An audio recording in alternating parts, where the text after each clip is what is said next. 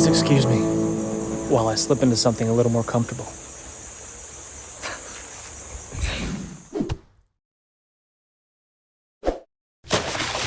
Listen guys, I'm all about roughing it. I'm all about packing light, traveling fast, and challenging myself in lots of new ways.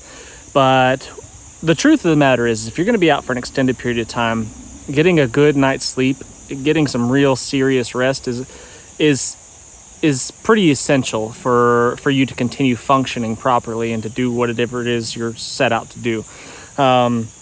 And there's so many different ways of going about that. I'm going to show you some ways that have worked for me. Now, before we even get started, I'm not your techie guy. I'm not your guy that's going to memorize all the specs and list all that stuff off for you. If you want that information, you can look it up yourself. But I'll tell you about my personal experience from actually using the gear for extended periods of time. And I think that is a pretty valuable thing if you're looking to invest some money into a quality sleep system. So this on the side of my pack here is just a simple, inexpensive Thermarest pad, foam pad, that I've cut down to really only go from my shoulder to kind of my knee. It just makes it smaller, takes up a smaller space in your pack or on your pack. They weigh almost nothing. They are bulky, that's the downside to them, but they weigh so little. And they're really, really comfortable for warmer weather and you just want something dry and softer and a little bit warmer to lay down on. Then it's really hard to beat these. They're reliable, they don't go flat on you like an inflatable mattress might. And they're just good.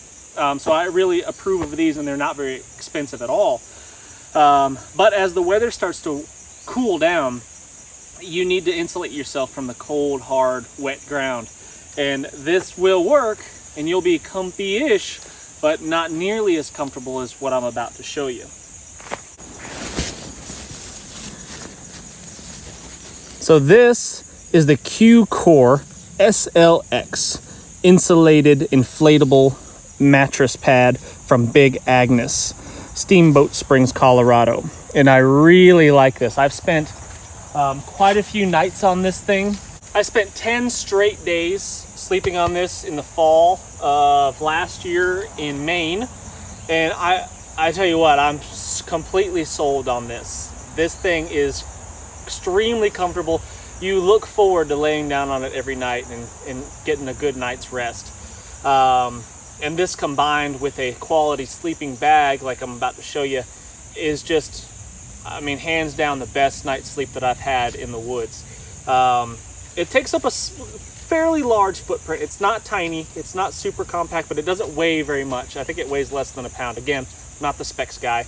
You can look up all that stuff if you want, but I'm gonna just speak from experience. And I tell you what, this thing is so warm, you don't feel the cold ground at all. Comes with a little patch kit. The way that it inflates is pretty ingenious. Basically, what you do is it comes with this bag, this blow-up bag here. You open up the valves. This one says in, this one says out. So obviously you want the in one if you're blowing it up. And you plug in the inflator bag in there just like that. That's it. Just pops in there. That's it. Pops in there. And then from here, all you do is get some air in this bag. It's just an open top bag. Get some air in there, and then you roll it up and continue to roll, and that inflates your mattress pad. You could also kind of give it a poof, kind of give it one of these like that to help do it. But I found just the easiest thing to do is just kind of open the top wide, close it up, and roll it down. And it takes, well, let's just do it. Let's do. And this is number 10 here. That's probably about all it needs.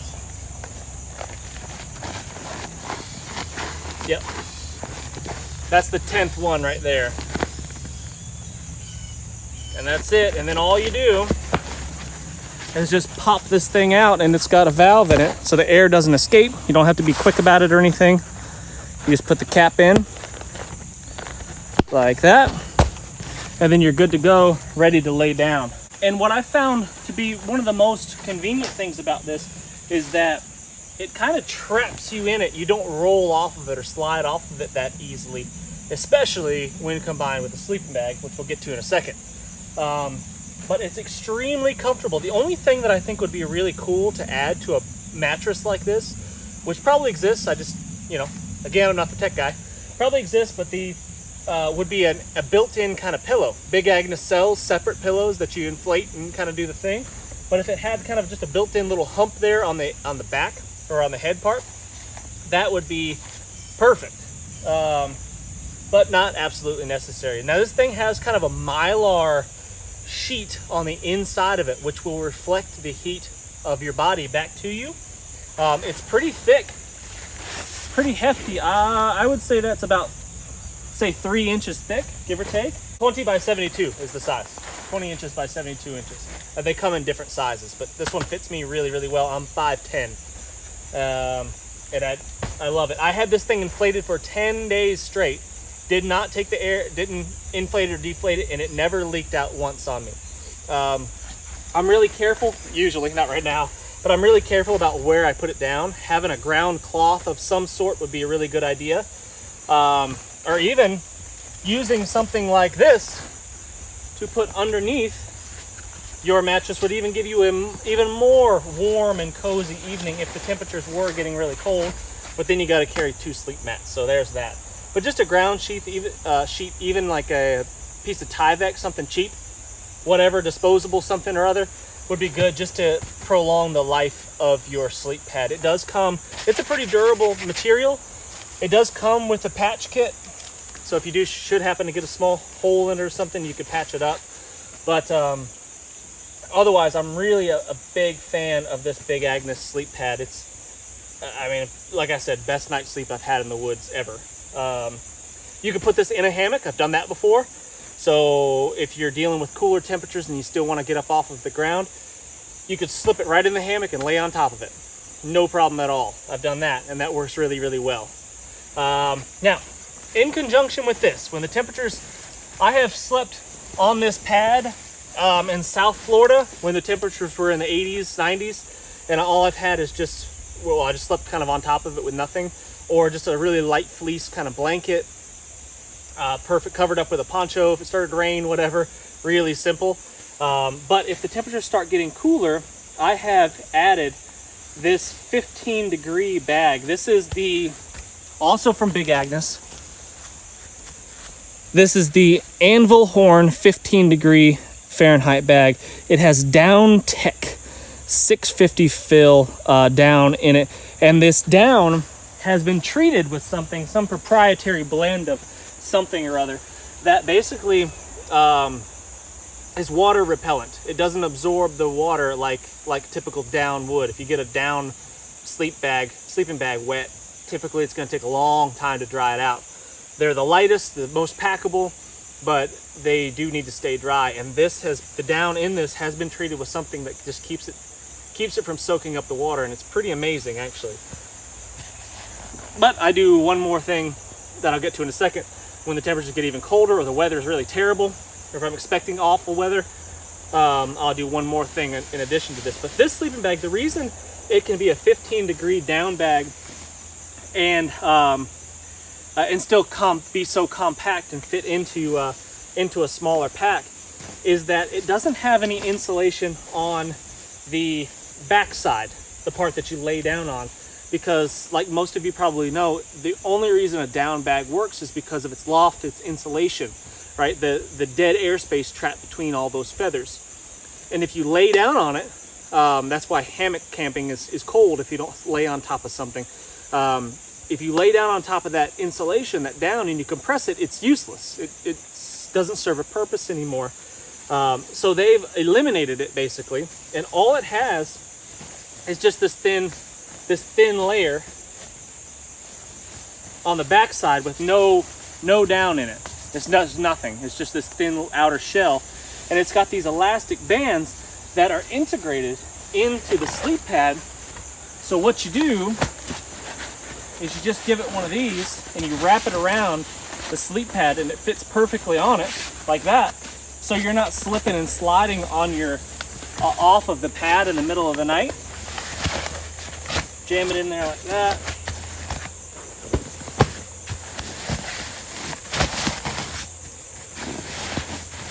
Like that. And now your sleeping bag stays on top perfectly on your pad, and it doesn't go anywhere. You stay on top of this thing all night long, really, really comfortably.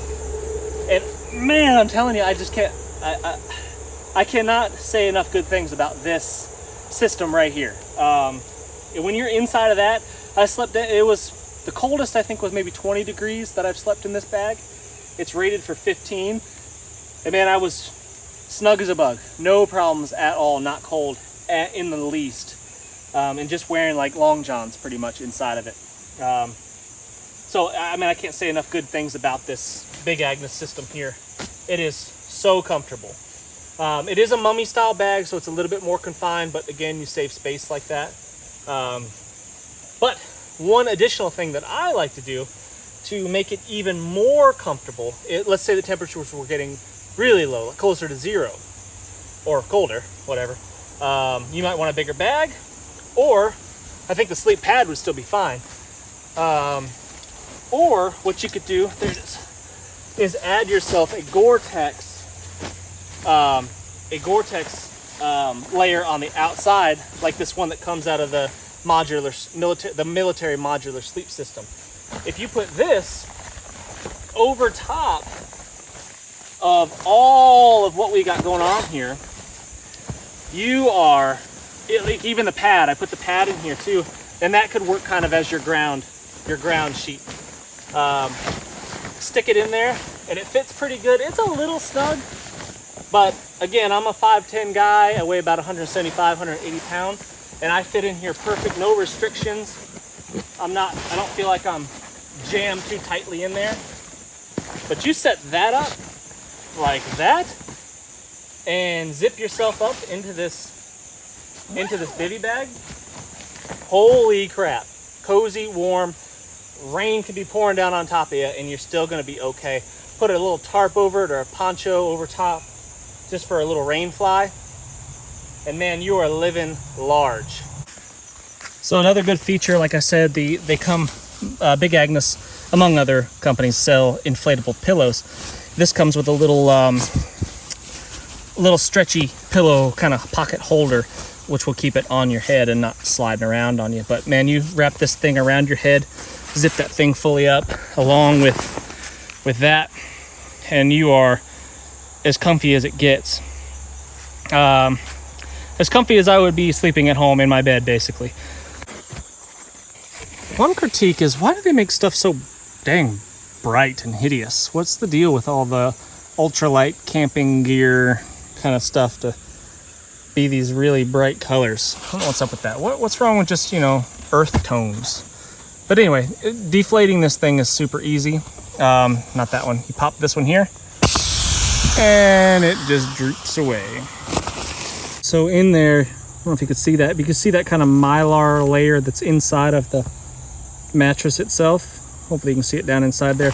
It does make it, a little crinkly, but I wouldn't say that it's bad. And once it's inflated, you don't really hear that sound or anything like that at all. So if that was a concern for you, maybe that's an issue, but I haven't had an issue with it at all. And one more thing that I do to keep my sleeping bag dry, to conserve space, is I use the bivy bag as my dry bag. I put the sleeping bag and the sleep pad down in the bottom of the Goretex bivy bag, and then I roll it up nice and tight, push all the air out of it, and that saves space. And if it should happen to get wet, rainy, whatever, it keeps my sleeping bag nice and dry. Thanks for watching, guys. I really appreciate you tuning in. Hit that thumbs up, leave us a comment, tell us what you think about this system. If there's something better out there, there may be. Or just tell us what kind of tree this is right here. Anybody know what that is? Very distinctive bark. It's got a very distinct look. It's a grapevine. Very distinct leaf right there. What is that tree? Right there. Anyway, see you guys.